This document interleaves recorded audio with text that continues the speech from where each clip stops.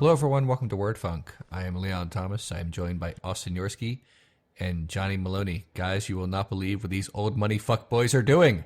No. No. I actually probably would believe it, frankly, at this point. Yeah, like every day we learn more about what these old money fuckboys are doing. Today it was Jeff Sessions, but like, fuck this guy. I don't feel like giving him the time of day to even explain what he's doing. Everything he says is a lie, basically. Just let it be said that Jeff Sessions, Attorney General, can eat my asshole. And if you're a bar examiner listening to this MP3 for some reasons, yes, I meant it. Fuck him. Johnny, how are you feeling? What's wrong with you? Better than I was. Worse than normal. Okay. I mean, I don't know if, like, our longtime listeners will know this, definitely. Listeners from, before the ancient days when we invented the calendar and this was known as the BT podcast, that every single time I get sick, it has to be, like, a production. Like, I need a stage manager, I need musical numbers, I need costume changes, I need surgery. So apparently this time somebody had to have, like, replaced my voice box, with a box of, like, audible gravel that just likes to be heard, gravel that needed a voice in 2017. Maybe it just felt like it was being underrepresented or something like that, but yeah, I took a fever last night. After we finished recording Word Funk last week, I did as I suggested I was going to do, and I went and saw Blade Runner 2049, and I was so taken by it. I woke up the next morning with a fever of 101 degrees Fahrenheit, just so that we're clear here, because I know that usually I make a lot of noise about Fahrenheit making no goddamn sense.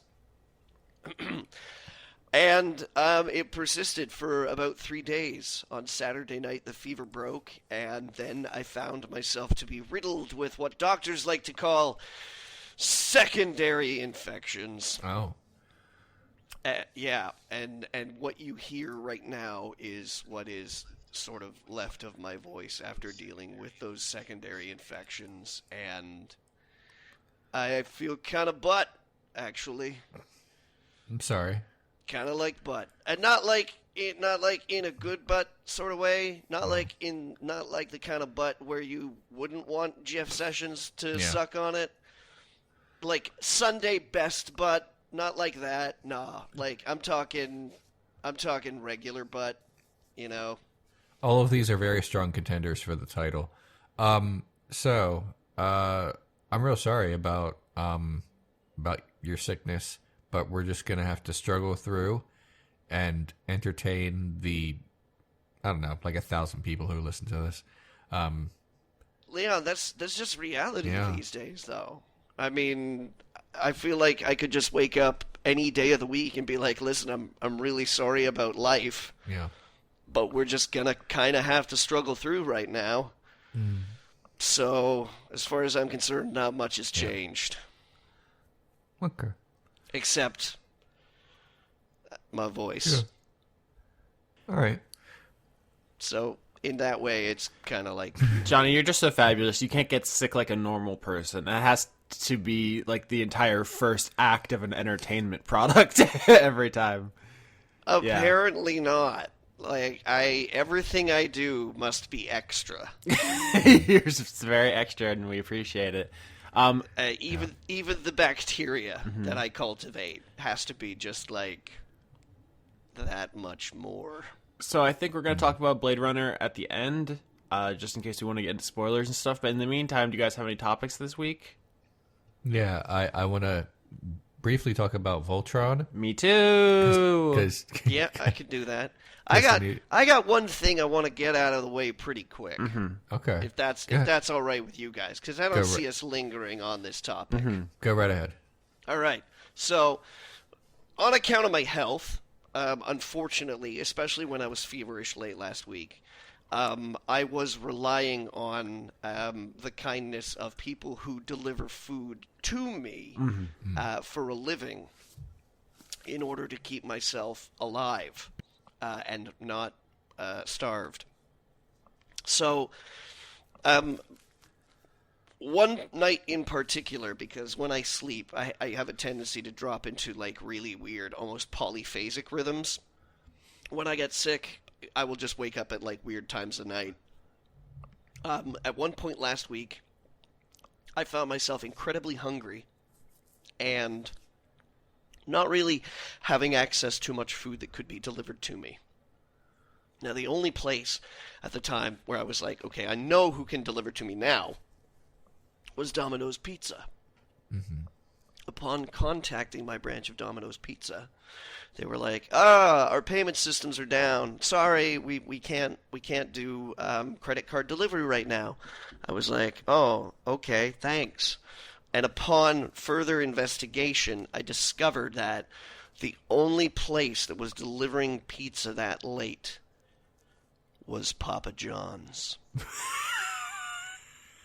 Now, I've never had Papa John's pizza before. Okay. And per our last conversation regarding Papa John's, Yeah. I am normally disinclined to give my money to companies and corporations, particularly companies that make it their business to, like, treat their employees with a certain kind of political hitch.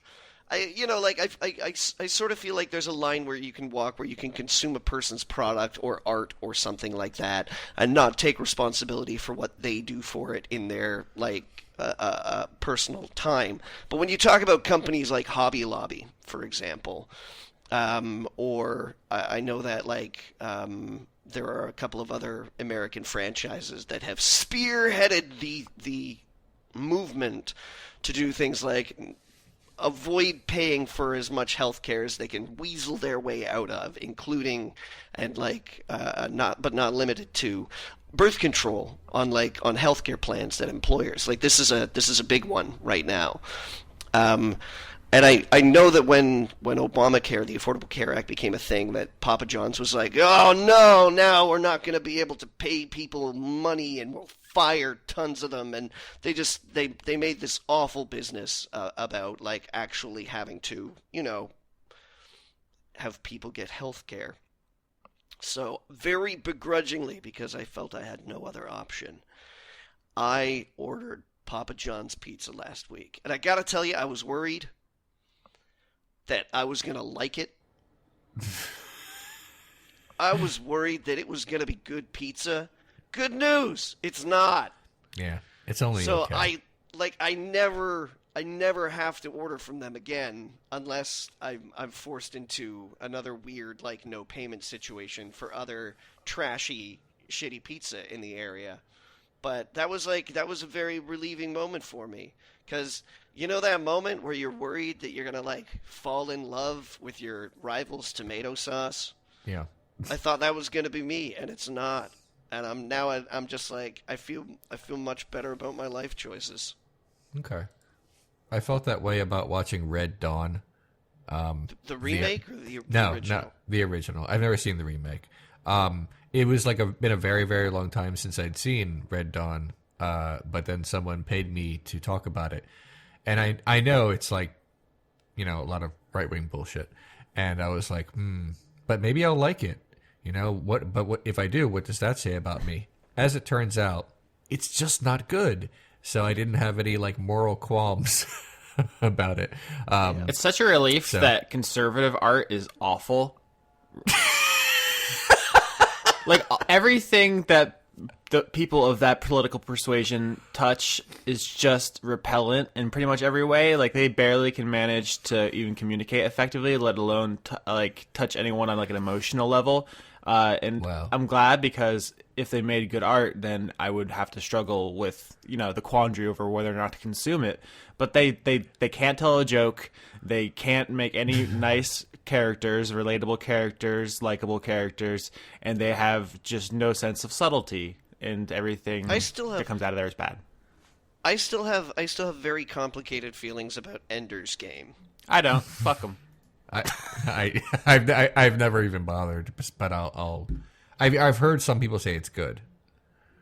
I could be wrong.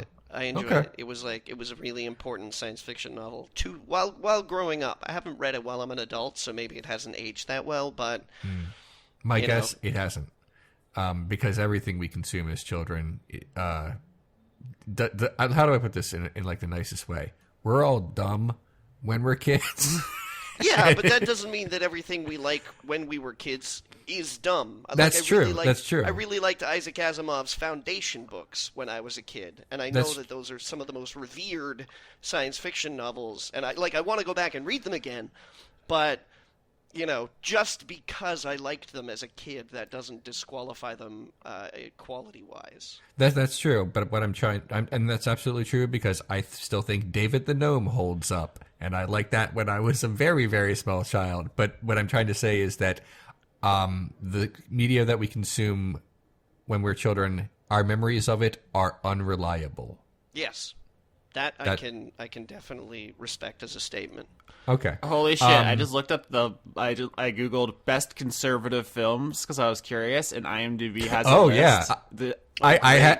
I had to look at stuff like that recently too for the reason I just mentioned. Yeah, what did it bring up? Oh my god! So a lot of this I haven't heard of because it's just nonsense garbage. But number 2 is The Incredibles.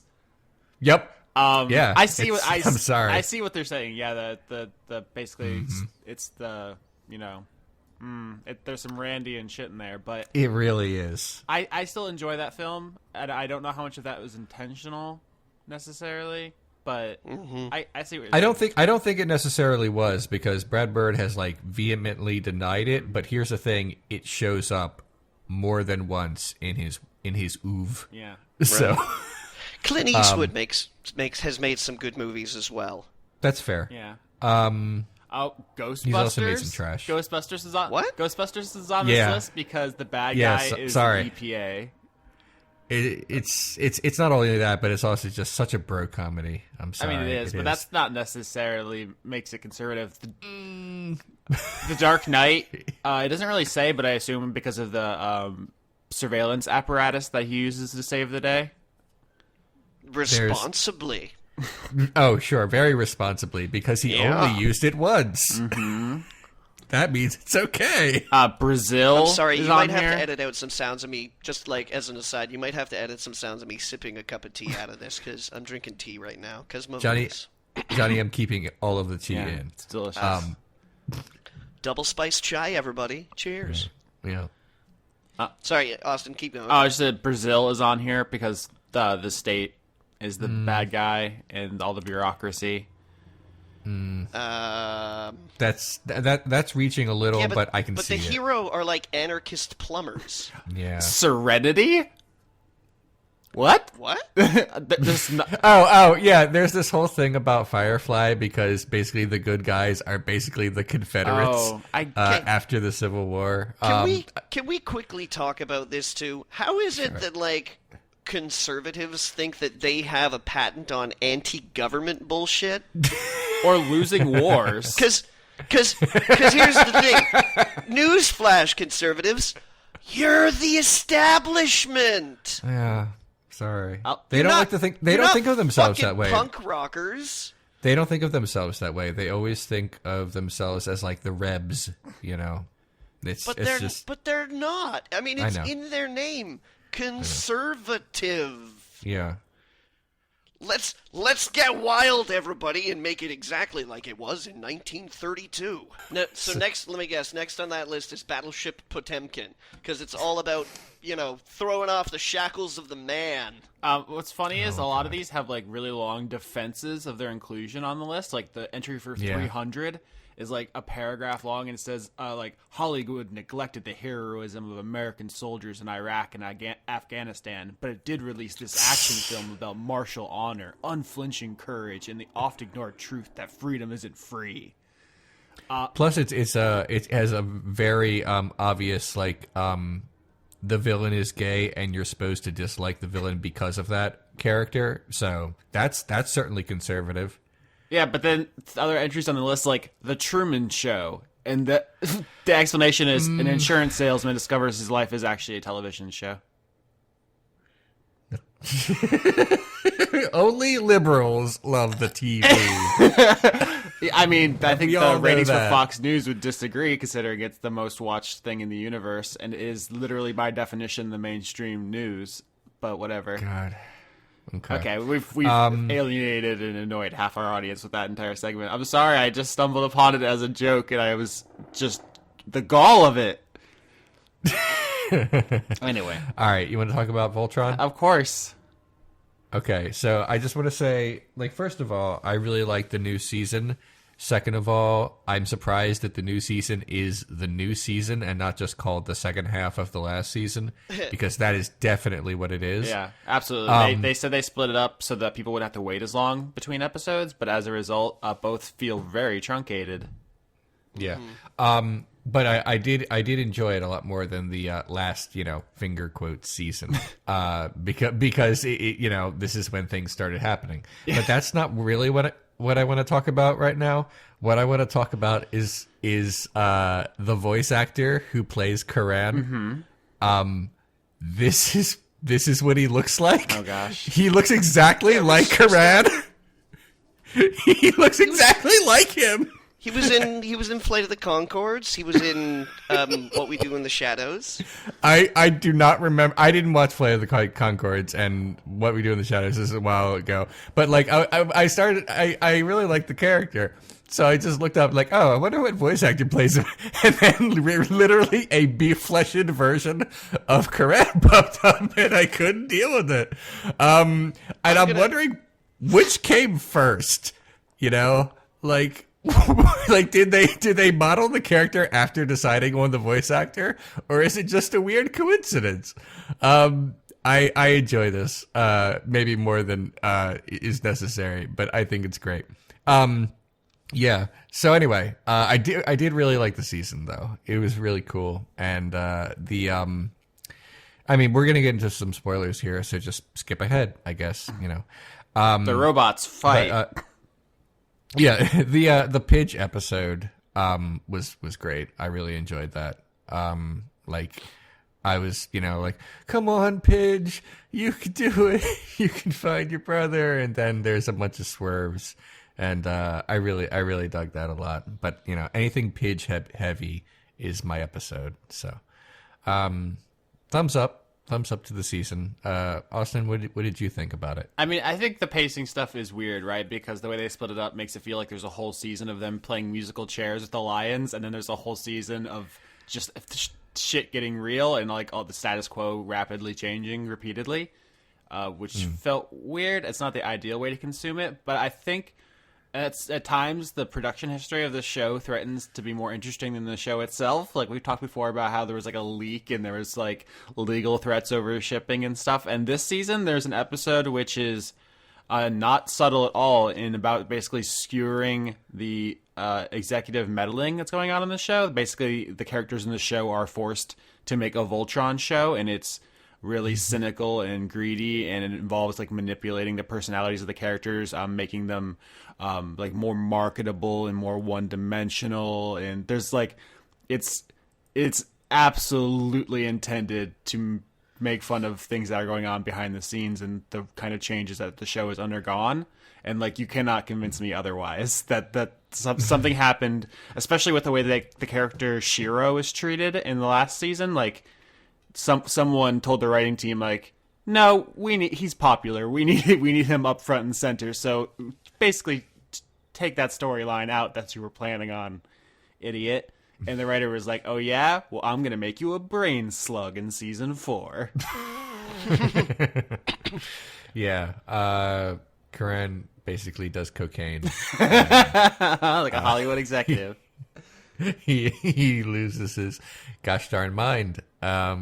Yeah, that was a really good episode. I enjoyed that quite a bit. It's weirdly out of place though, right? Because it's right smack dab in the middle of everything else. I don't know. The show is good. It's well made and it's likable in a lot of ways, but it's also clearly troubled from a production standpoint, and that threatens to overshadow it for me. I think in some ways it actually makes it more interesting. I don't know. Maybe I'm just weird. I wonder what a show without that stuff would look like. If there's like a better version of Voltron somewhere, like a theoretical Voltron that I would like more. But this one's cool. Yeah. And that's it. It's a good show. It's just a lot of weird stuff's happening with it. Johnny, have you started watching it? Yeah, I'm all done. Oh, good. Good. Like, it jarred me a little bit, especially the stuff that's going on with Keith. Because I sort of feel like I probably would have gotten along with the season a little better if it had been, pushed out as a whole season. Yeah. Because that the bit you say about it being, really just the second half of the season is kind of true, because there's just all this stuff that's going on with the characters at the end of season 3 that completely informs like the entirety of season 4. From like a villain that doesn't quite crystallize, to like internal conflicts in the team, to like and it just I started up season 4, and it took me like 3 episodes to get settled and be like, right, okay, right, that's what, okay, all right, I'm good, and then it was over. Yeah, they spent an entire season trying to get Keith and the Black Lion, and then it's like, all right, new season, what's he gonna do? Oh, he's gone. Shit. Yeah. Like it didn't quite didn't quite land. I'm dying. Oh, God. Excuse me. We have lost Johnny. Okay. Rip. No. I'm good. Back from the grave. Rest in pasta. Yep. Hair spaghetti. All right. So, Johnny, did you have anything you want to talk about this week? Mucous membranes. That's like, this is the thing, is that most of the stuff that I wound up doing this week was just about like getting my way through the fever. So there's a bunch of stuff that I watched that I fell asleep during, or I remembered like very intensely. Like I watched the entire first season of The Good Place,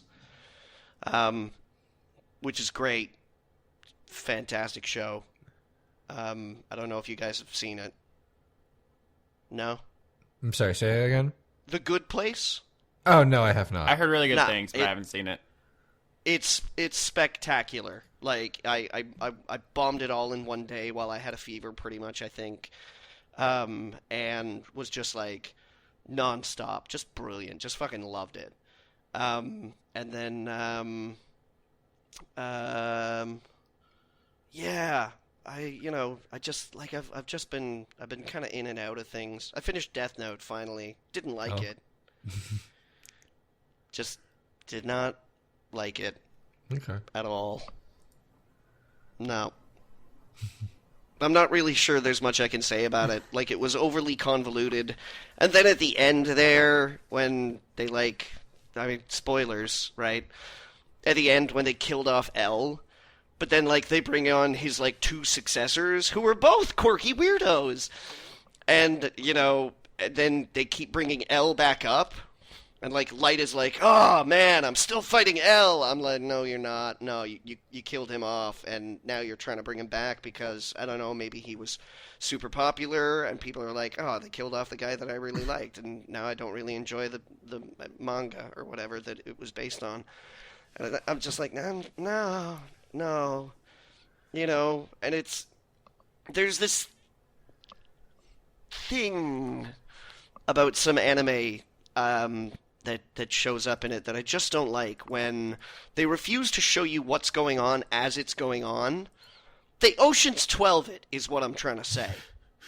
You remember Ocean's 12? Did you guys seen Ocean's 12? Like a million years ago, yes.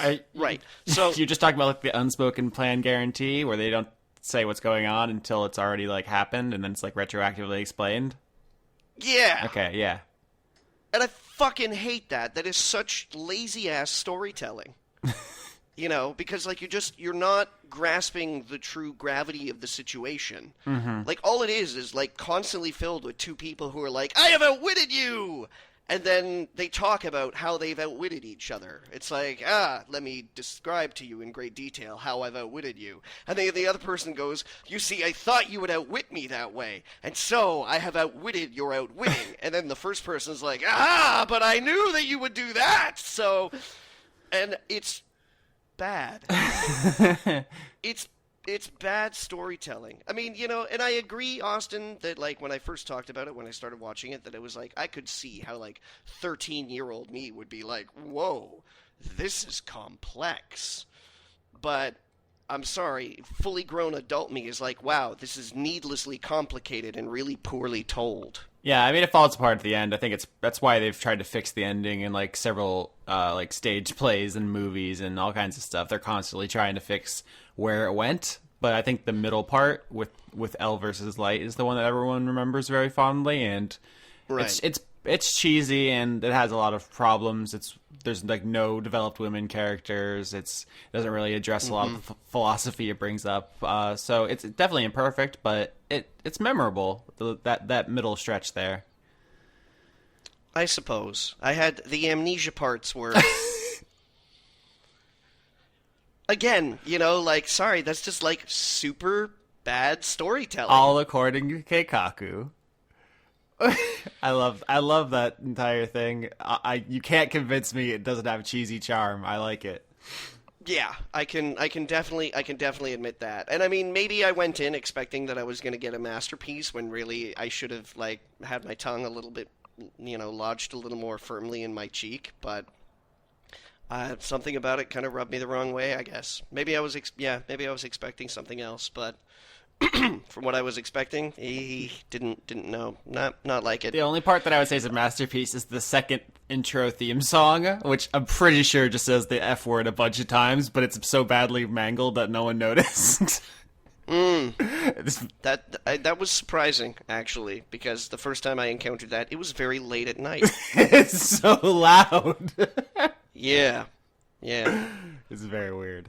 Sorry, Leon. So that's all I have to say about that, really. Leon loves anime. And yeah, the rest of my week has been a blur of just being unconscious and soup. Pho is very, very good when you're sick.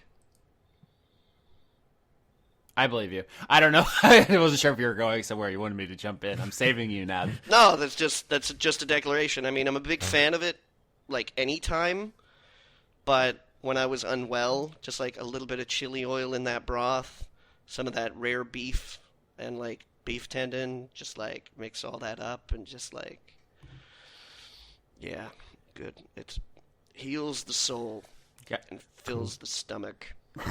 Gotta oil up that beef. That's good. Yep. I'm going to talk about a thing now, unless, Leon, you're trying to, and we keep cutting you off. Yeah. No, it's okay. I just wanted to say one more thing about Voltron that I forgot to say. I love Bebobi. Oh, yeah. And I want Bebobi to be in more episodes about Bebobi. And that's it. He's going to show up in another Lion later. It's going to be great. Better. He better. So I spent my very, very precious, rare, little free time this week killing the shit out of a bunch of Nazis. And I wanted to talk to you guys about it. So there's a sequel to Wolfenstein coming out. Yes. Leon sounded so disappointed that I didn't commit murder. So obviously there's been a ton of Wolfenstein games over the years, but there's kind of like an unofficial new timeline, starting with the Raven Software Wolfenstein, and then there was the New Order, which was so popular some people think it's like a reboot. It's not. It follows directly from the other one. And then there's the new Colossus, which comes out in like a week. I finally got around to playing the New Order, which is... Really? Yeah. So the kind of... I did not know you hadn't played it yet. Isn't it so good? It's very good. There's like some backstory to this because the company that made it, I mean, Bethesda's the publisher, right? And so they own id, and they own Doom, which they also did a kind of soft reboot for. It's also, you know, timeline stuff is arguable. But they both came out to a very similar reception, which was nobody expected anything. It's like, oh, you're making another one of those old shooters. You know, the first person shooter genre has kind of moved on. It's kind of saturated. There's not a lot of hype. And then they both came out and got crazy good review scores, and like everyone says they're awesome. And they are. Like, Wolfenstein The New Order is like, it's a very, very, very, very good game. Specifically, though, it's not just like, oh, the shooting is good. The graphics are good. And those are true. But I think what Wolfenstein does specifically is it sells a very particular kind of power fantasy. It's not just killing Nazis. Like, we've talked a million times about how having Nazis as the bad guys in your game or movie is kind of like an easy mode because you can just kill them with impunity. Although maybe that's changing. 2017's wild. But historically, that was a thing you could do so that your hero could use maximum lethality and no one would ever question it. But Wolfenstein: The New Order, it's not just enough to kill the Nazis in the game. You have to utterly reduce them to pink mist. You have to humiliate them to progress in this game. The thing you're doing is you're saying fuck Nazis in capital letters 10 miles tall. It's not like Call of Duty where you're sniping them from, you know, a mile away. You're all gillied up. You're doing like covert ops, and it's all very, you know, quote unquote realistic. It's not invoking any of those kind of power fantasies. It's, hey, BJ, go into that facility, kill 10,000 people by yourself with this chain gun that shoots lasers. Like, it's not like other first-person shooters, even as it kind of apes a lot of the mechanics and stuff we'd expect from the genre. So, it's obviously, in the political climate, I found it very refreshing to just fucking embarrass these clown shoes motherfuckers. Johnny, thoughts? Game good? Yes. Yeah, and I mean, not just this is like one of the weird things for me is that not just in a Nazi pulverizing capacity, but also in a narrative capacity. Like, there's a sex scene in Wolfenstein that is just about like the most adorable thing. Yeah, they do more work than is necessary in a lot of capacities. Like, there's a split timeline where there are multiple different characters can show up depending on things you do, which, I mean, that's just a bunch of money they spent that frankly they probably didn't need to. And yeah, there's like a realistic kind of like adorable relationship, which is like, hey, video games, you know, you don't have to, no one else does that, right? Like, you don't have to go to that effort. It's clearly not something the audience requires. Like, you can just have hot people just parade around. It's not a... Yeah, just polygons just, like, mushing into each other. And then, like, a crescendo of music. That's all you need. I mean... But, yeah, Machine Gun Games kind of went above and beyond. And that is, like, I think, probably the defining characteristic of Wolfenstein: The New Order for me, is that everything that you think that you would get out of a Wolfenstein game, you get, but, like, more. You know, every step that you think they would take, they take two. And it absolutely shows in almost every single aspect of the game. Level design, like, it looks great. It's a really good looking game. It's well acted. Like, the voice actors are splendid. The character designs are fantastic. Like, the setting and the art design is just, like, yeah, and of course, it goes without saying, the Nazi misting. They lovingly render their fucking arms ripping off and the heads exploding. Like, that, I think that's the big, like, neon sign on top of this game is that stuff. But you're right, I probably shouldn't just, like, gloss over, like, the level design, which it definitely does something that other companies have just stopped trying to do, which is make shooter levels where you can kind of explore. Like, nobody else just bothers anymore. There's like Call of Duty has the thing, you just walk forward and you shoot the guys. It's fine. But like, no, you can get lost to these fuckers sometimes. I mean, Machine Games is ex-Starbreeze people. They made The Darkness, which is, I think, an underrated gem, and Chronicles of Riddick, which is a very influential game that no one played. So like, I did. I mean, I did too, but I don't think it sold particularly well. Is the thing. No. But yeah, so they have a pedigree, right? These people know what they're doing. They've made a lot of like cool stuff. Like Riddick has like stealth and stuff I actually still compare other games to. And in this game, you can just like throwing knife people in the butthole from 2 floors away. It's great.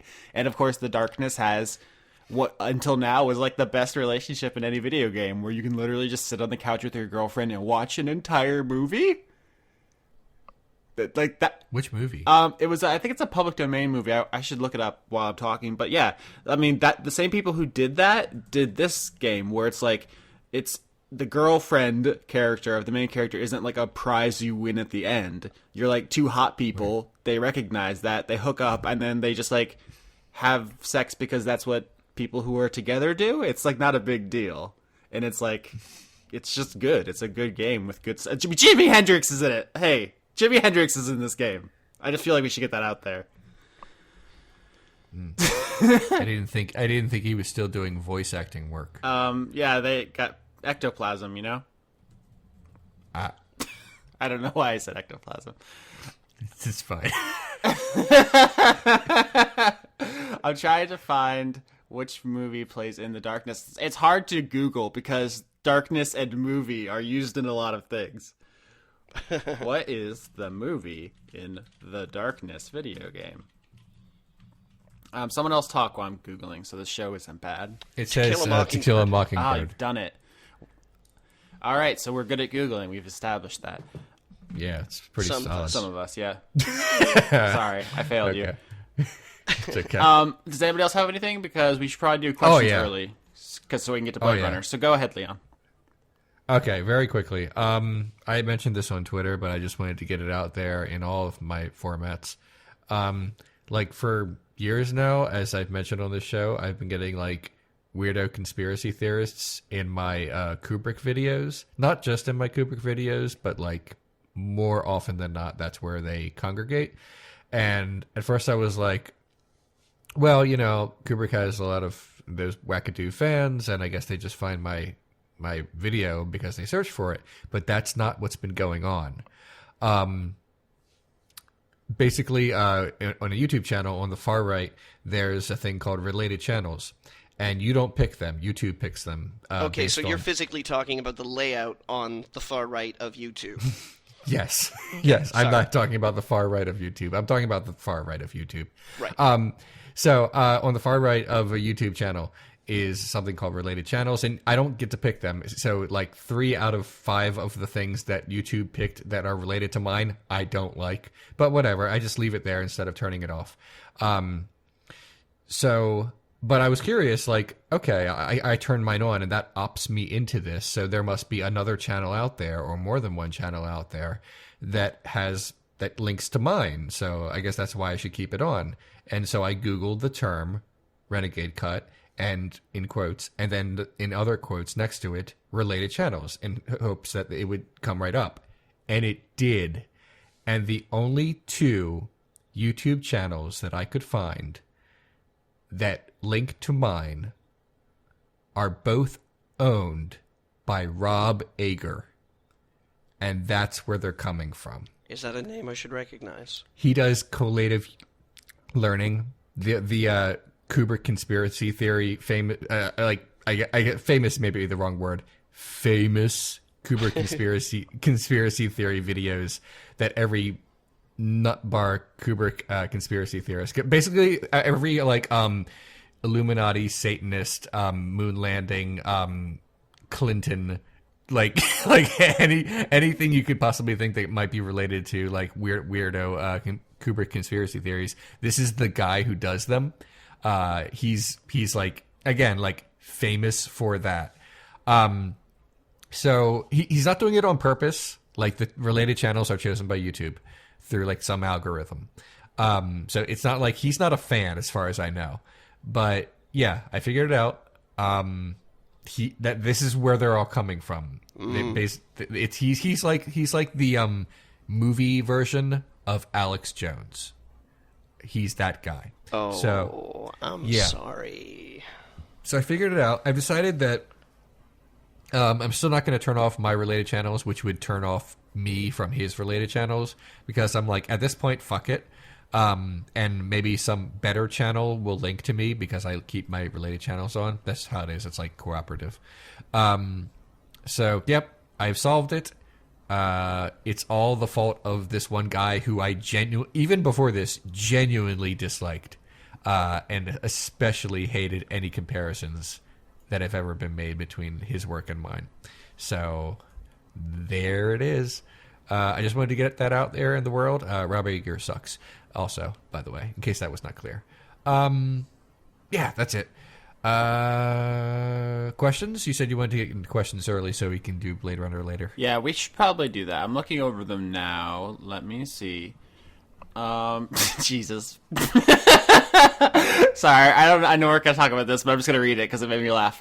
Josephina Vineyard asks, favorite Star Wars droid, and would you fuck it? My favorite is IG-88, and yeah, totally. I'm thinking about which one, not the other thing. I want that to be clear. ATST. I'll bet that HK-47 is a bit of a demon in the sack.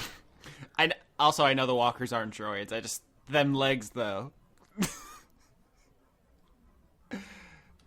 Okay. You don't have any jokes, Leon? Yeah.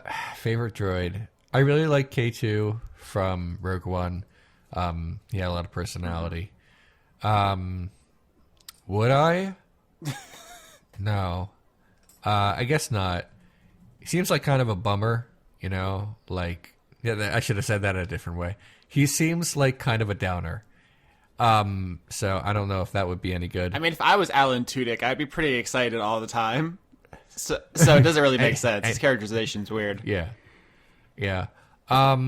You know who's a really sassy droid? Is when C-3PO meets another protocol droid who looks exactly like him, but it has like a lady voice, and she's silver. I think she's she. Look, I don't mean to. I hope I'm not misgendering a droid. That's not a thing I expected to do. But like, he shows up at Cloud City and he says, "Oh, it's nice to see a familiar face," and then it says a word that apparently is very rude in another fake language, and so that was great. That was that droid's only line.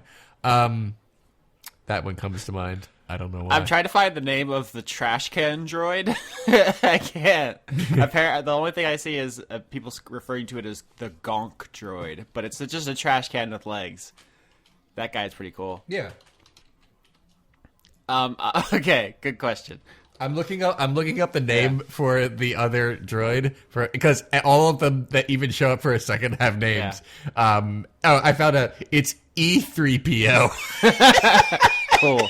They really worked on that one. Good world building, assholes. Yeah, I just found, and what he or she says is Ichuta, which is apparently very bad. I don't know what it means. It's the only quote by this character, according to Wikipedia. Yeah. So that droid's racist. Next question. These Long Wars asks, can you ask Leon and Johnny to describe for younger listeners what it was like growing up in the George W. Bush administration? Ooh. For context, I was in 5th grade during like 9/11 and stuff. So I was not politically woke and active, but you guys are a little older than me. So I didn't like him right away. I want that to be clear. Okay. I'm a George W. Bush hate hipster about this. Yeah. I thought he was going to be real shit as president, but I had no idea. I feel like this question's coming from a place because he's kind of undergoing like an image rehabilitation because everyone's like, I thought he was bad, but compared to this Trump guy, like. Okay, first of all, no. Okay, I want that to be clear.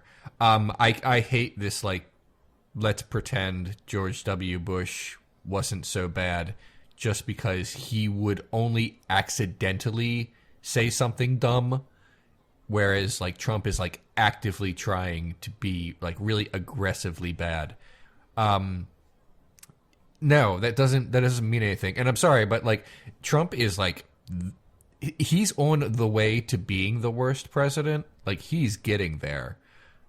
But he's less than a year in. He hasn't done half the stuff that the George W. Bush administration did in its 8 entire years. I just want to jump in here, Leon, because I want to draw a very distinct line here and say that one of the most important things I think to remember about the George W. Bush administration is that last word, administration. One of the most odious things about Bush was not him necessarily as a person, but the people he surrounded himself with. Yeah, but but here's the thing about that. Like, may you be judged by the company you keep. Oh, absolutely. I'm not lifting responsibility off his shoulders. It's just, for me, the most threatening thing, like, to contrast against the Trump administration right now, I feel like the worst of the Trump administration is standing at the forefront of it.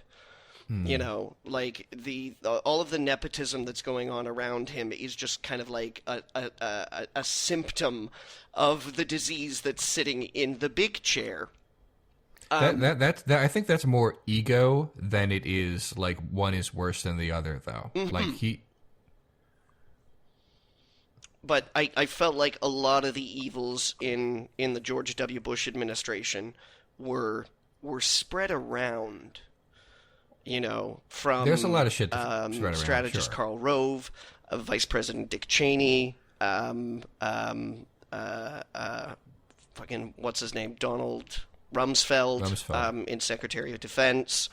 John Ashcraft was a real big piece of shit too. Sorry? John Ashcraft was a real big piece of shit too. Yeah, and oh man, I feel like I'm only kind of like scraping the edge of the scum that settled on top. Yeah. But like, because you know, like Dick Cheney was a piece of shit because not only did he like shoot his friend in the face, he also has like a lesbian daughter. Yeah.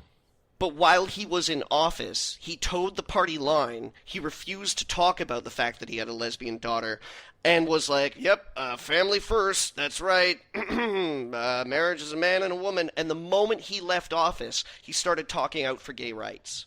I mean, good for him on that, but like, you know when we really could have used you? When you were in fucking office! Yeah. What it felt like during the time I was, 18 through 26, and it was uncomfortable because this was me like just becoming an adult and like, oh, is the world bad? Wait a minute, I just became an adult. Is this how things are? Does everything suck? So it was an uncomfortable 8 years, I guess you could say. In my mind, I was just so sure he was only going to get one term because how could we keep doing this? And that's what I thought at the time. I was so naive, because God, he Bernie right. would have won. Oh, you shut up. He would not. So anyway, it was uncomfortable, I guess you could say. The only good thing that came of it is I tried to learn more and more about politics from it, but it's not worth it. It's not worth it for the country to go through 8 years of hell just so I can be woke. That's I hate all those those like really like terrible justifications for like when something bad happens and everyone's like, yeah, but maybe some good will come of it because then we'll try not to let this sort of thing happen again. That's like a really kind of privileged thing to say, though. Yeah, only the survivors get to learn from history. Yeah. So yeah. By the way, the image readjustment for George W. Bush in recent years, I'm not a fan. And but like a lot of people like see like Obama and Bush like hanging out, and they're like, "Oh, isn't that neat? Like a show of unity." It's like, no, get away from him. What are you doing? I mean, they're just rich guys. Rich guys share that common interest. It's not. Yeah. I mean, I think people just pine for the days when people at least pretended to be civil, which I get. Like there was comfort in that, and that's just effing gone now. But also, murdering tons of foreign civilians is. It was like the thing I think that a lot of people forget about the Bush era is how oppressive it was. Because like everybody was living in a state of fear, essentially constantly. Not just fear of like terror attacks, you know, because this whole like war on terror thing was like brand new. America kind of got shown its own like flesh and blood insides for the first time in a long time. And had to acknowledge a little bit of vulnerability there that it did not cope with necessarily in, I think, the best way that it could have. But also fear of like your own government, because this is eventually what led to things like the Patriot Act and the very idea that an American citizenship is not as irrevocable as you might think. You know, that privacy is not necessarily something that you're entitled to anymore. You know, like it was oppressive in so many different ways of like what kind of political ideas you might think were safe to have at the time. What kind of like personal activities, what sexual preferences, or, you know, like what kind of person you were or wanted to be. You know, like there was a lot of, it was essentially the creation of a lot of out and out targeted and racist and essentially like violent behaviors that had come out of that. Like, I'm not sure that things like Stand Your Ground would exist if 9/11 hadn't been a thing.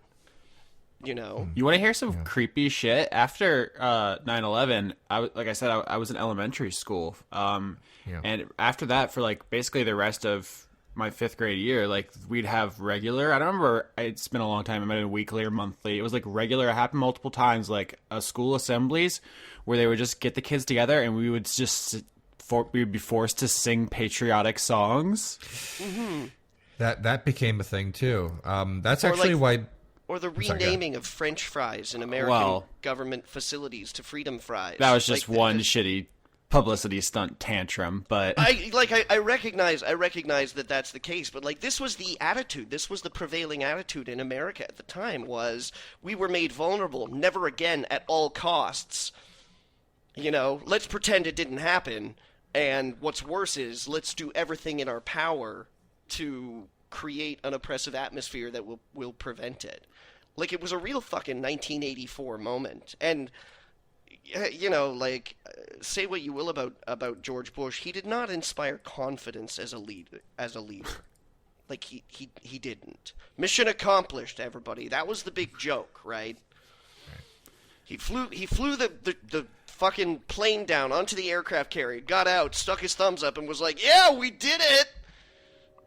You know, some fucking, like, 1 year into, like, the 18-year mire, or whatever the fuck. I don't even know, you know? Yeah. But the people with him and the people behind him were just such snakes. They were the ones that scared me the most. I was looking up some stats and stuff while we've been talking, and in Iraq alone, civilian casualties, 116,000 dead. Yeah. Yeah. So I want to make something clear, because someone is rushing to the comments section to say, well, what about all those other presidents that you might like and all the wars they were in and civilians? Yeah, I know. You don't have to tell me. It's fine. And this, I learned this recently, so I re-looked it up to make sure I'm getting the numbers right. This is from a couple years ago, so it's more now. But let's see. Of the and again, it's more now because this is from 2 years ago, but of the 248 armed conflicts in the world since World War II, America started 201 of them. And according to, and I want to make sure I get this figure right, the American Journal of Public Health, civilian deaths during war are 85 to 90% of casualties. So I know, you don't have to tell me.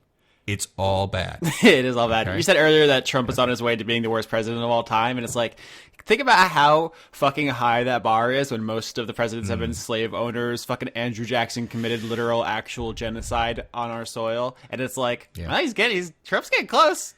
He's gonna overtake him any day now.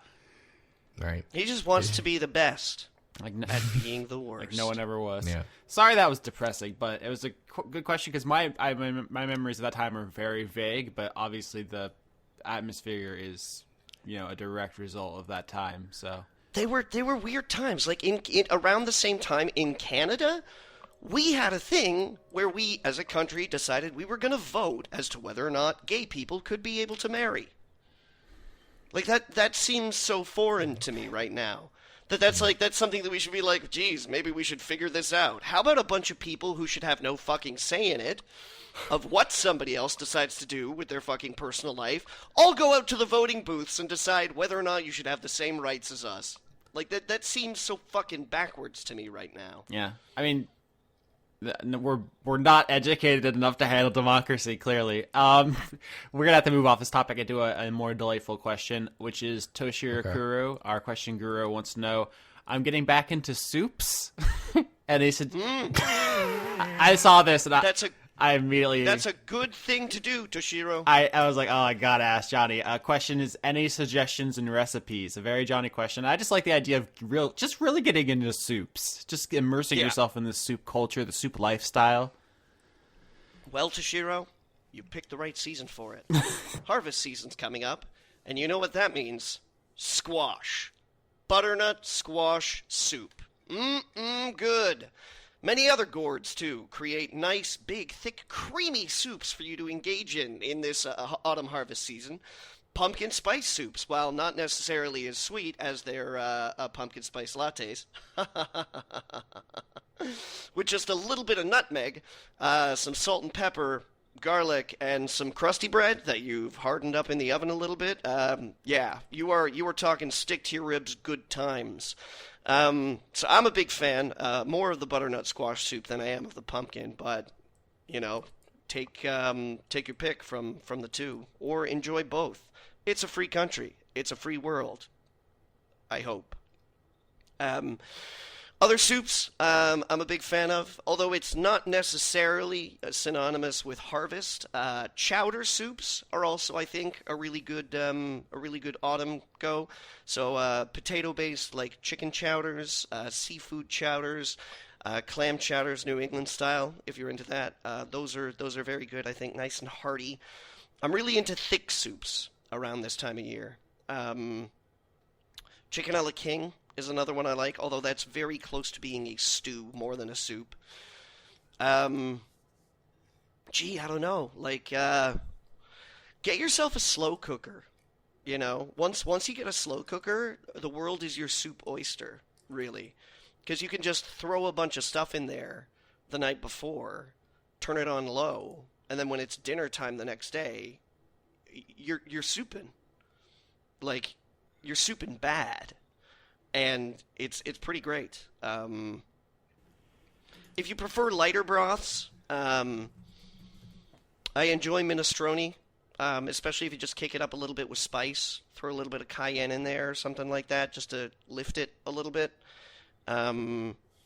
Italian wedding, also good, especially if you hand make the meatballs. I'm also a fan of using orzo in soups, so like gumbos and things like that. Like autumn is the time for like hearty soups. So think like good, deep, earthy, substantial soups. I was gonna start yelling about chili, and then I just did a little googly-roo just to see if that was technically a soup. Apparently, it's a stew, but the Wikipedia page for stews says stews are similar to soups, and in some cases there may not be a clear distinction between the two. Generally, stews have less liquid than soups. Yeah, that's why Chickenella King kind of straddles this line. Apparently, it's controversial. Yeah, there's a lot of stuff in Chickenella King, but then there's also like a lot of creamy broth too. So you might get yourself into a fight over whether or not Chickenella King qualifies as a soup. I like right the season. soup with so much stuff in it, Johnny, that you don't even realize it's soup until you get like halfway through, and they're like, "Oh, it's wet in here." What is that doing in there? Yeah, you might be okay with some gumbo style soups, Austin. That might like cut a little sausage up, get some like orzo in there, or like some cooked rice, tomato, mushrooms, shrimp. Yeah, shrimp. Sliced peppers, fucking green onions. I'm glad we get opportunities for Johnny to just talk about things he loves, because it just makes me happy. I'm going to find a wrestling question for Leon. Hold on. Great. It's a new feature on our show. Well, not new. We've been doing it for a while, but... any other soup thoughts, Leon? You have any soup thoughts? Sometimes it's good. I do like chili, but as we've discussed before, Johnny doesn't think vegetarian chili counts as chili, which is fine. You can have your opinion. It can still be good. I'm not like Leon. Come on, I'm not saying that you just you take the meat out of something and then suddenly it's trash. Okay. Leon, I found one. Okay. Cyretha's Halloween name, asks, Leon, thoughts on Sami Zayn's recent heel turn, parentheses, wrestling. No exclamation points this week, just wrestling. Okay, first of all, Sami Zayn is just a beautiful cinnamon bun. All right, I'm going to have to Google that. I know what a heel turn is. This is when you turn bad. Yes, it is. And he's not just like he was not just a good guy character, but he's just like a good guy. Like he does a lot for Syrian refugees. Everyone loves him. And he just looks like a normal guy. He's not like wrestler or ripped in any of these pictures. He's not. No, he's just nice. Yeah, he's perfectly like in shape and like looks good and everything. I'm surprised when he just looks like a guy you could see in life. Yeah, the giant hulking wrestler model is not as common anymore. It's not very relatable. So, people with like good but not like Mr. Olympia physiques are now like fine.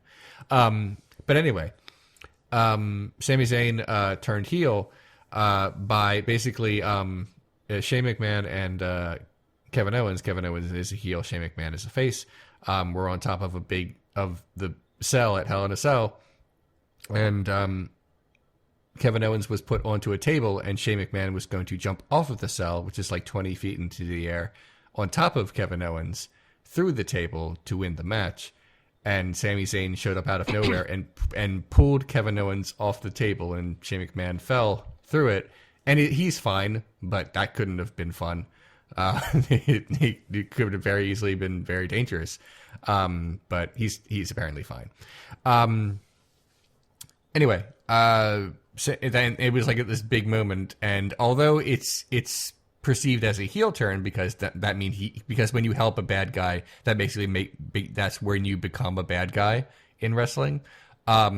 It's also just beautiful.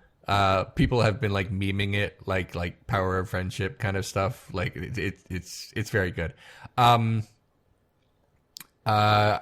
should really find a great picture. It's it's basically Kevin Owens saying, "Hug me, pull me tighter." That's not like a joke. That's a thing they say. They're just very good friends, like in real life, and they've decided that they're going to be like a team of bad guys. I like it. I hope it does well for Sammy. He's very good, and he's sort of been underutilized for a while now. And hopefully this will give him something like special to do. Yeah, I'm a fan of this. Cool. Thank you for wrestling. Yep. We got a Truffaut flavored question here from Magic B Hag, which I think is the Halloween name, Matthew B Hare. Is it possible to tell an anti-war story without someone thinking it's pro-war? You touched on this on your Red Dawn thing, so I assume this is for you, Leon. All right, say that again so I get this exactly right. Is it possible to tell an anti-war story without someone thinking it's pro-war? The sort of like old saying is that it's hard to make an anti-war movie because war is inherently exciting. Yes, you can. You make The Thin Red Line because that is not an exciting movie. Or Jarhead? Yeah, well, that's very an uncomfortable movie to watch, but also it's like riveting in some ways.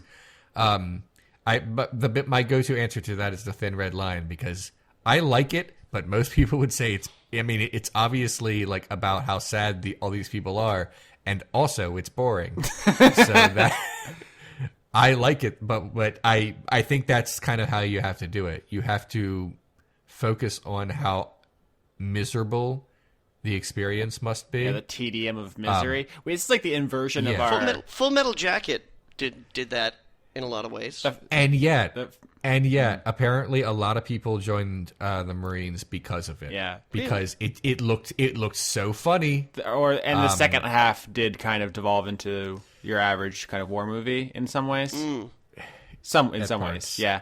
But this is like a version of our conversation last week, Leon, where we talked about the Blade Runner soundtrack, and you're like, I know it's supposed to make you feel uncomfortable, but I didn't like it. And it's like, a good war movie should make you feel the way war makes people feel, which is miserable. Right.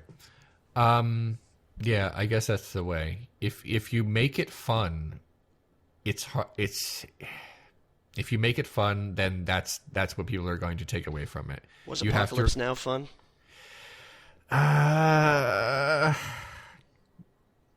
Here's the thing I learned from someone who was in the service. They played Apocalypse Now for soldiers, but just the helicopter scenes. Like just the, isn't this cool? And I guess that's the danger. You have to be careful, I guess. You don't have to be careful. You just have to realize that people who are gonna like misuse shit and lie are just gonna. You can't stop them. If they wouldn't have used that, they'd use something else. It's like liars are gonna lie. Yeah. I don't know. Be responsible as best you can with your media, but there's always gonna be shitheads, I guess. I don't know. That's my answer. I mean, it is possible. I don't think it's not financially a good move to make a movie that accurately represents war, because no one wants to see that shit. No. I wouldn't want to go to war, so you would think, why would I want to see a movie that accurately reflects this? Yeah, I'm a little weirded out. Tangentially speaking here, I think Respawn Entertainment, the guys who did Titanfall and are responsible for creating Call of Duty, very recently announced that they were making a VR experience with Oculus Studios that apparently is like aiming to realistically depict war conditions. I mean, that's the whole thing with like Arma was like, oh, it's more realistic, and there was the fandom fight between Call of Duty and Battlefield about which one's more realistic. But the idea, I know, it's not a good goal. Like, realism is laying in a ditch for 6 weeks while you slowly starve to death. It sucks. I'm saying, like, is that a VR experience? Is that something that is like that doesn't? I don't want to do that.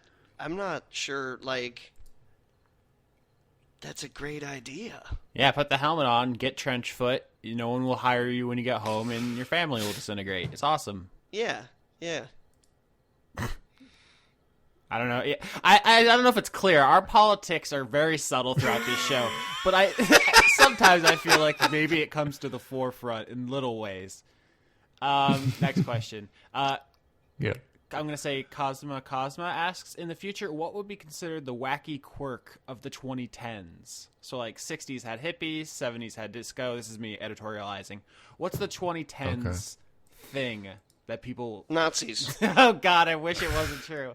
Is that going to be this decade? People are like, remember that time all of a sudden they got real white supremacists up in this piece? Yeah. Historically, we'll look back on it more through trends. One trend, that just due to social media is that, and you know what, people won't care about this, but I find it fascinating. It's, we talk through pictures now, and that's okay because we talk through, reactions. We react to things through pictures of unrelated things. I mean, now, letters are just pictures, homies. Like, I that's what I'm trying to say. No, is I'm like agreeing with you. it's okay. I'm not like slamming it. I'm saying it's actually kind of interesting because like that's how language, at least written language, started. You know, like drawings on cave walls, and we've done that now, except with GIFs. I mean, from a I don't know purely if that... like semiotic perspective, like we just agreed that certain shapes had meaning, and then we used them that way. That is, it's not, this all has precedent. It's how language evolves. It's fine. Emojis are not going to destroy the children or whatever. Yeah. I don't know exactly what people will think. Like, when I think of, like, the 80s, the first thing that pops into my head is a neon sign. But it's not like neon signs have gone away. I'm not exactly sure what we'll think about when we think about this decade. Like, but we're going to have to get a lot of distance from it. Because it's not like it like, on January 1st, 1990, everyone was like, remember the 80s? Oh, man, Escape from New York. It's not, I mean, I still don't know how I feel about the aughts, and we're 7 years removed. Yeah, it's like what did we even do then? I don't know. Besides 9/11. So, that's it. I don't know. It's gonna actually have to be some time before we really think about the trends of the current decade we're in. Sorry if that's like an unsatisfying answer, but I think it's accurate.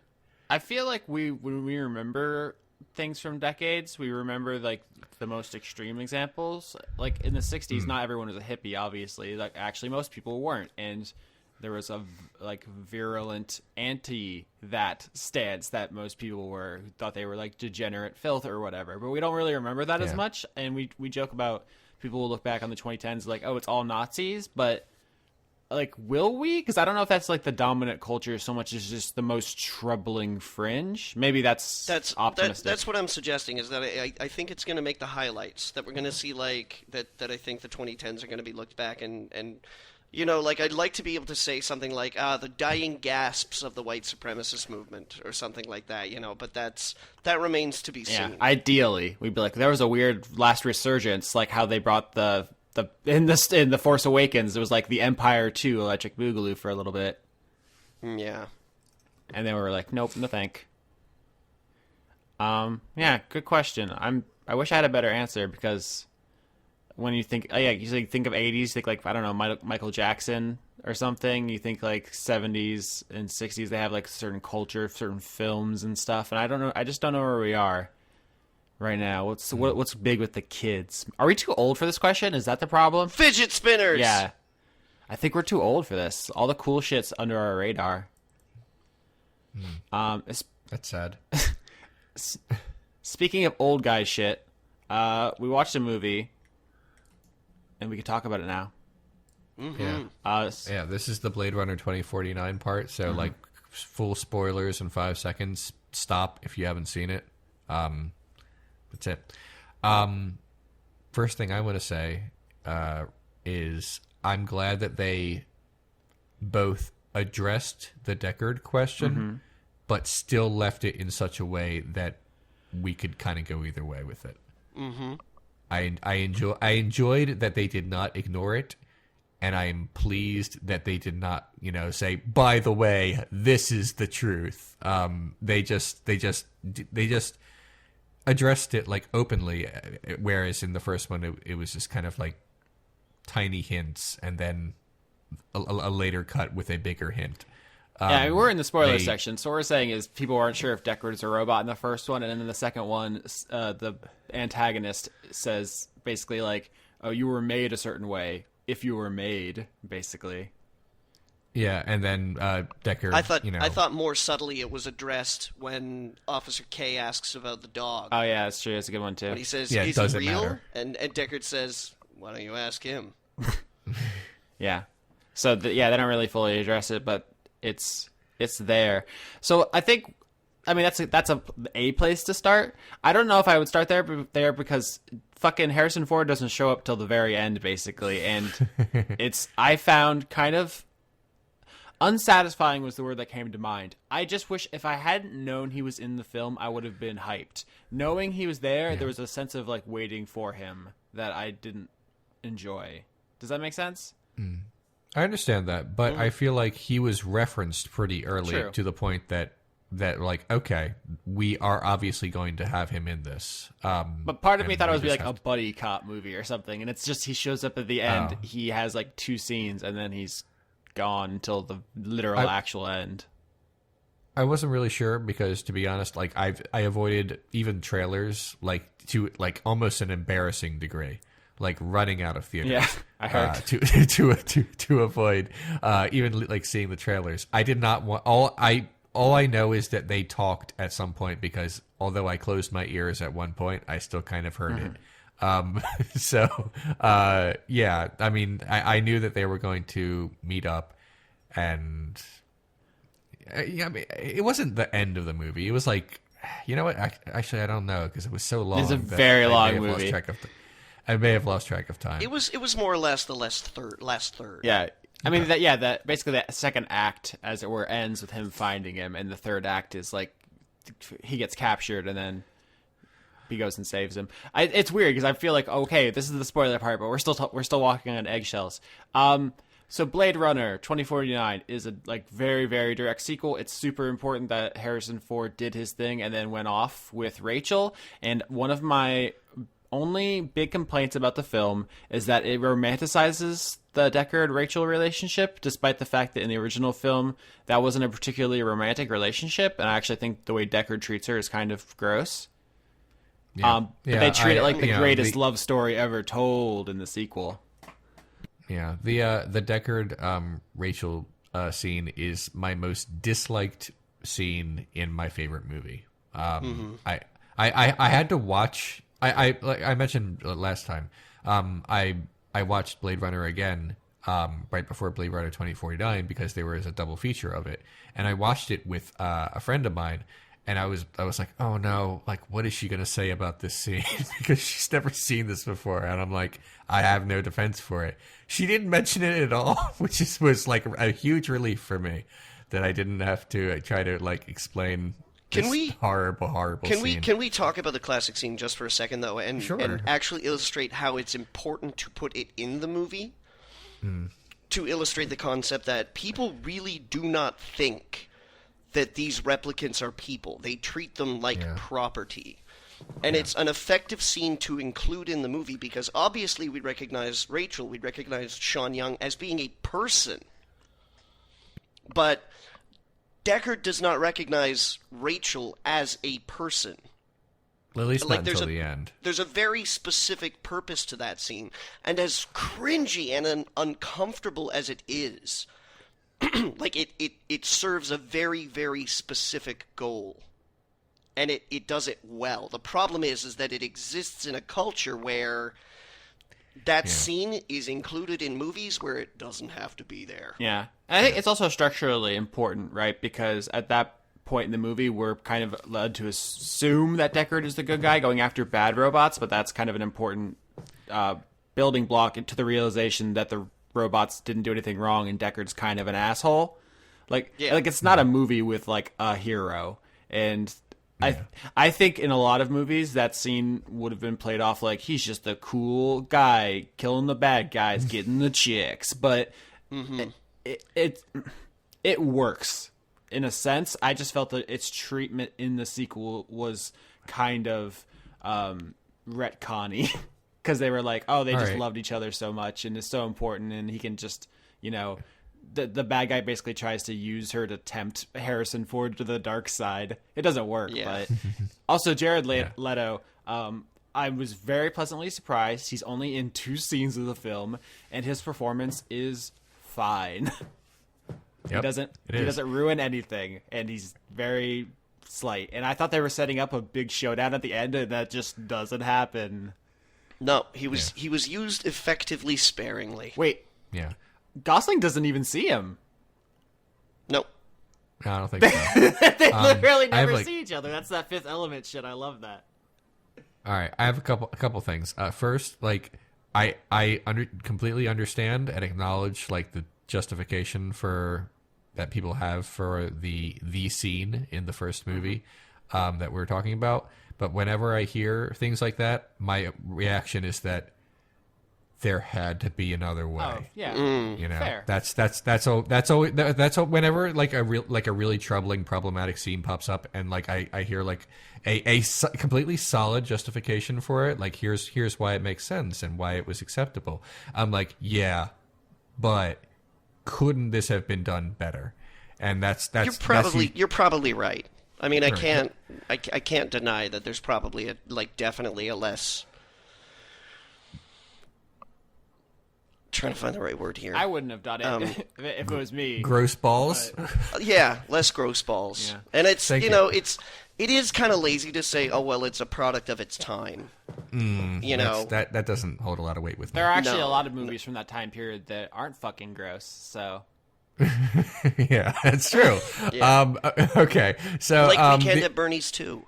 we should be clear up front Okay. though, because I feel like we weren't. That we all love both films, right? Oh yeah. oh yeah, good. yeah. Unequivocally. We should get that on tape.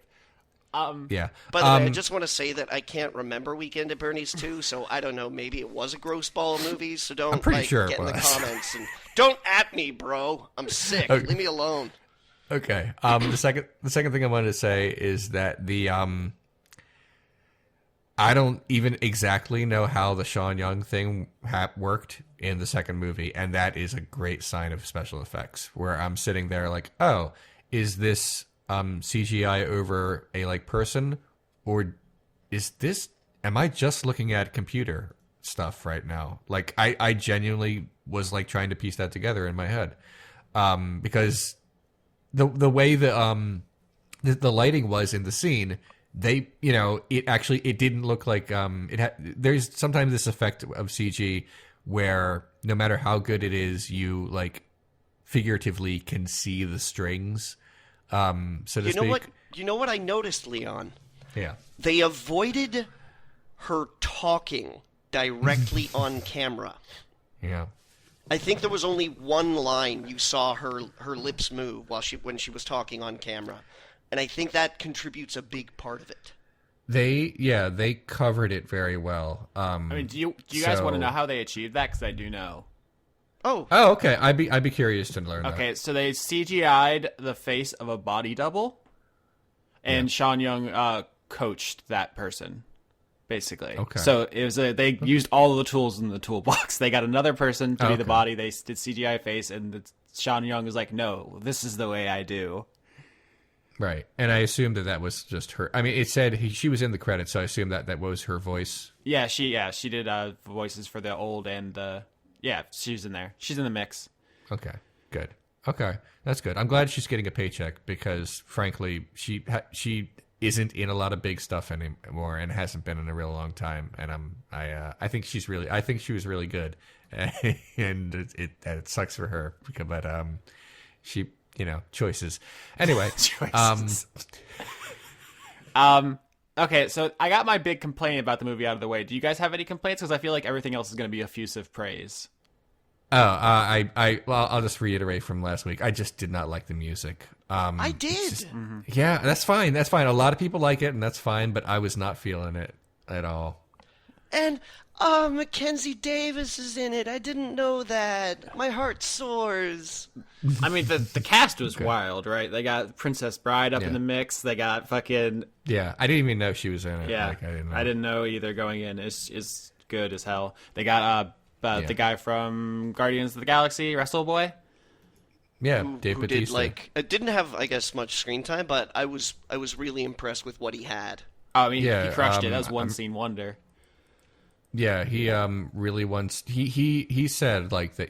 He knows he's not going to be able to do action stuff forever. He's not a young man, and he can't just keep making his body the way it is. So he wants to move into dramatic roles, and I thought he did a pretty solid job. I was really impressed with Sylvia Hoeks.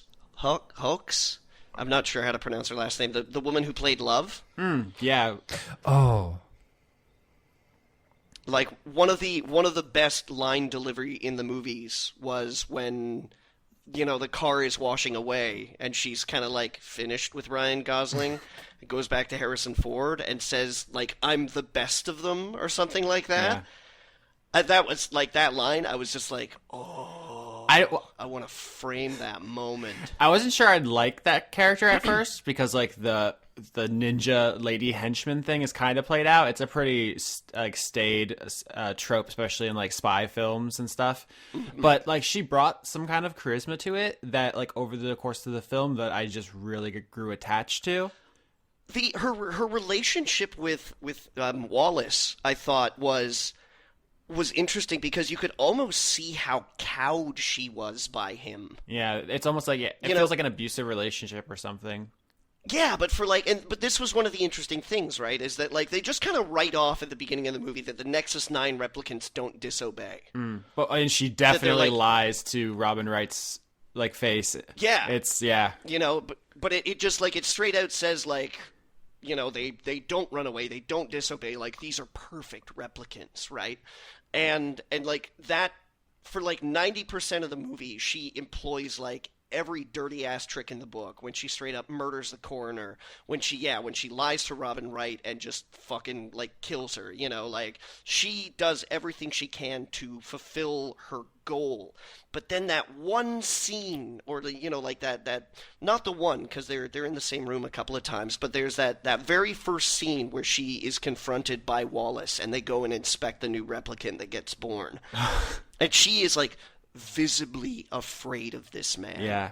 It's really, really effective, and I feel like a lesser movie would have just stated a lot of things that are left unsaid in this film. Like, there would have been some kind of confrontation between the two of them, and, like, obviously Wallace would have gotten in a mech suit and fought Ryan Gosling or something at some point, and they just, like, don't. They just don't do any of that, and it's what I said before I saw the film when he talked about the anime, which is like I was worried Blade Runner the sequel was going to do the thing that the first one didn't, which was over-explain and like lorify everything and like really get in there, so you could do a strong Wikipedia page or like a Blade Runner wiki, and it just doesn't, and it totally nails that sense of mystery that the original did and preserves it all. Yeah. I said this to my brother-in-law about it because he's also a big fan of Villeneuve's work. Mm-hmm. I said somehow we managed to get both like a super faithful Blade Runner sequel and also like an obviously signature Denis Villeneuve movie. Like it somehow manages to be both perfectly. Yeah. I mean, as we said last week, there's few things less profitable than a very challenging, thoughtful science fiction movie that cost infinity dollars and has very little dialogue and runs forever. But it's definitely my shit. Yeah. I mean, noticeably, and I don't know if you guys want to just gloss over this, I feel like they didn't linger too long on the questions that have become kind of rote since the original Blade Runner. Like, does Kay have feelings? Or is he a valid person? And it's like pretty much from the beginning, yes. Like he has feelings after, killing Batista and, seeing the tree and stuff. And then it goes on to more interesting questions. There's a joke going around I've seen on social media, people being like, it's basically a sequel to Her with all of the intimacy robot stuff. There's, a significant chunk of this movie is really just about Ryan Gosling's character and his Siri.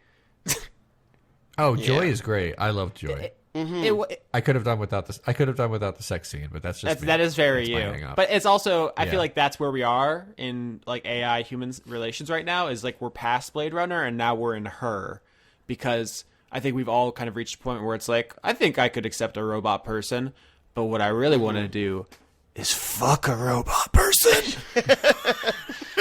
one of the things that I really liked about Joy's presence in the movie, and also the fact that they admit, like, right off the bat, that Officer K is a replicant in pretty much the first 10 minutes of the movie, more or less, is that, like you said, it doesn't linger on the questions that Blade Runner asks, but it does ask the questions that, like, inevitably follow up. You know, whereas, like, Blade Runner is this question about, like, how can you tell if a person is real or fake? You know, and then I find that Blade Runner 2049, the question that asks is, okay, once you've acknowledged that there is such a thing as a fake person, where does that line get drawn? Like, once you admit that you're, like, it's a possibility to fake humanity and fake feelings and things like that, where is that boundary?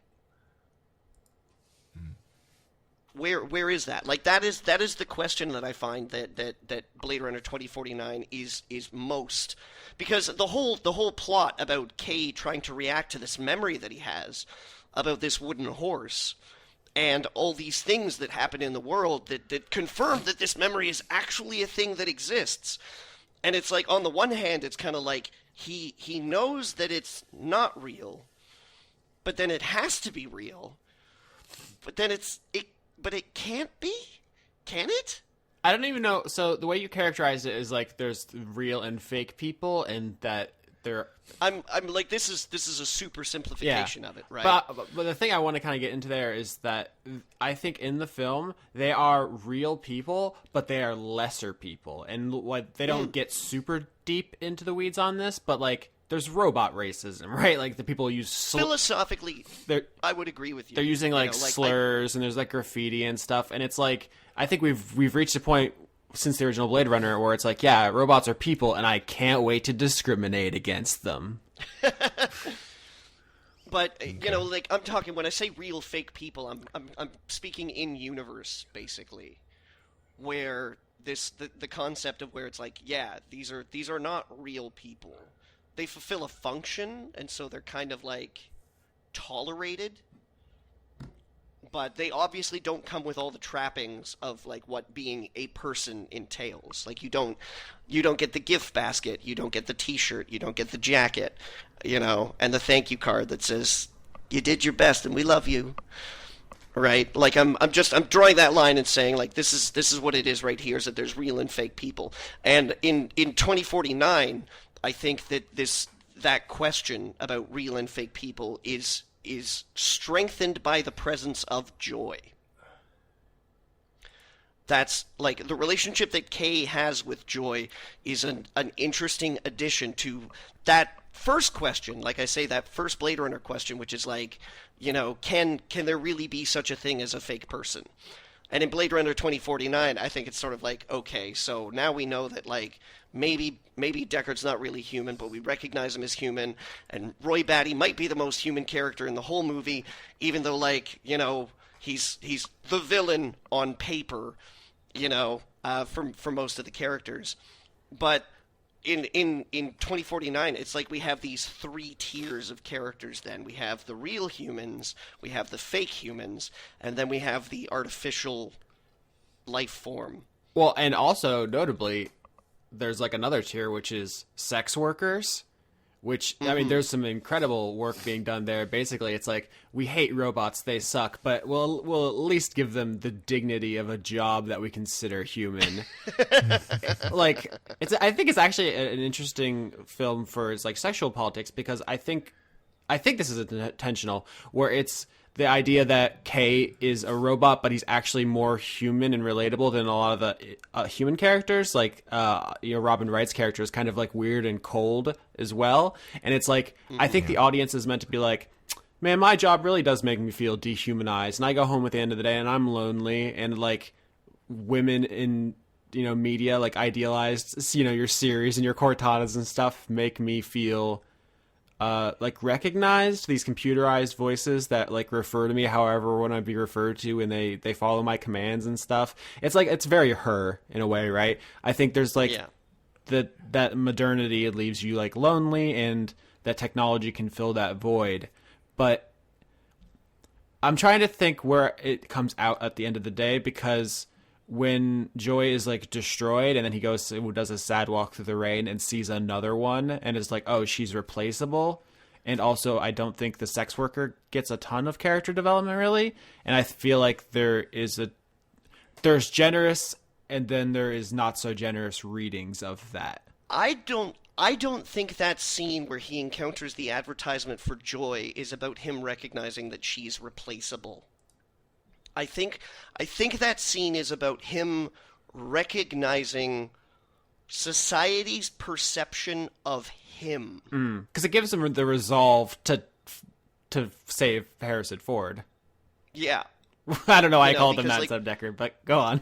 the whole theme, the scene that comes off of is when the leader of the resistance says, like, you know, to die for an ideal or to die for a noble cause is the most human thing we can do.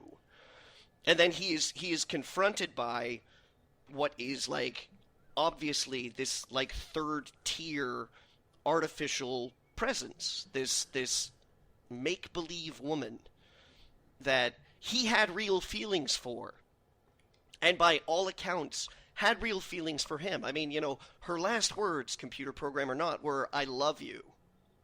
Right?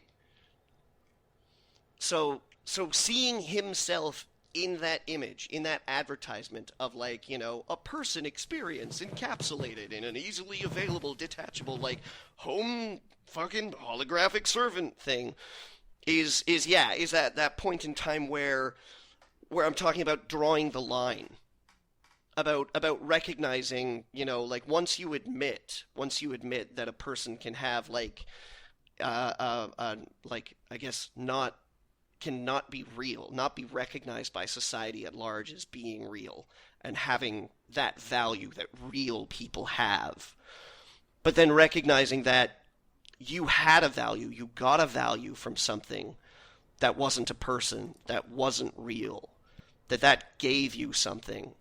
Doesn't that mean that you have inherent value? If you can accept the value of something that's below you, that isn't even, like, involved in a struggle for independence and doesn't have to be retired because you don't have, like, renegade joys running around making, like, holographic casseroles for people and things like that, right? But seeing yourself in that moment and seeing how society perceives you, like, doesn't that mean that you too then do have value, that you have agency, that you have choice? Like, that was a very important scene for me. I think it's also just a great choice that they acknowledge that, like, a robot resistance would exist, but the film doesn't end in the Great Robot Uprising War, which could have very easily happened. Leon, with a slightly less subtle director. Yeah, luckily there will be no third Blade Runner movie, so we won't have to see that. Oh, you say luckily, Leon, but in 15 years' time, man. I'm just like, hey, Leon, can you pivot your enormous YouTube reputation and become a professional feature film director, and you can make Blade Runner 3?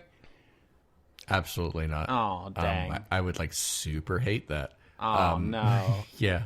Although, we are short on time. I just wanted to get a couple more things in there. One is that the effects in this film, we talked about them a little bit, but it's really, I cannot believe some of the things they pulled off, and I'm pretty sure a lot of it was practical. Like, obviously there's CG, duh. But it's almost like a Mad Max Fury Road sense, where they did as much as they could on the scene, and then, like, you know, enhanced the context of CGI.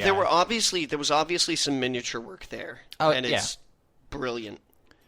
I was never taken out. Like, I was seeing some fantastic, beautiful, just otherworldly tableaus, and I never felt like it's just a model. Mm-hmm. Which is, it's so rare. There's so many films these days that are just all fake plasticky. I just want to give a big ups to the wardrobe. Especially Ryan Gosling's coat. Much respect. I thought you were going to say Harrison Ford just wore his fucking clothes, like, just from home. Just t-shirt and jeans. It makes sense though. He's been like in isolation for a long time. If he just showed up like in his old jacket and like a really cool like hip t-shirt, I'd be like, okay, like there's no way that you're dressing up for no one. So this is what he would look like if he had nobody else left to impress. Yeah, And I also want to say big ups to the sound design guy, because the restraint that you showed in that Las Vegas casino nightclub fight, that was amazing, man. That was just some beautiful cinematic restraint. Big ups. They should have gone even further. Just had Harrison Ford walk out like in tidy whities and like a fucking Cars 2 t-shirt or something. Like, just like a half a sandwich in his mouth. It just total. He's just like, I haven't seen another person. A Lamborghini. Jeez, yeah. So I liked it a lot. I feel like I could talk more about this. It's a long movie with a lot of stuff in it, but it was. I think it's my favorite movie that I've seen this year. Probably. I'd have to think real hard about it, but yeah, very good. It's up there. Leon, you monologue us out because I feel like we talked over you a lot there. No, you're fine. Thanks for joining us, everyone. And well, I don't really say anything at the end. I say to you guys, is there anything you'd like to say before we go? I got nothing. Please. I can't top that. Might as well end it there.